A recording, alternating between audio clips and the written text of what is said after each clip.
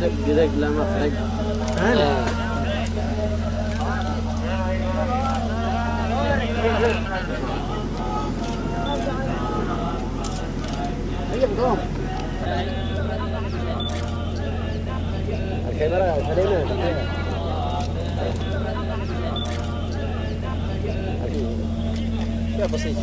بعدين على شبكة يا ولد. تم استهداف الطائرة المسيرة التابعة لميليشيات الحوثي في المنطقة العسكرية الخامسة، وهي تحاول اختراق متارس، يعني تصوير متارس الجيش الوطني، فتم اسقاطها من قبل ابطال الجيش الوطني في المنطقة العسكرية الخامسة في قطاع اللواء العاشر.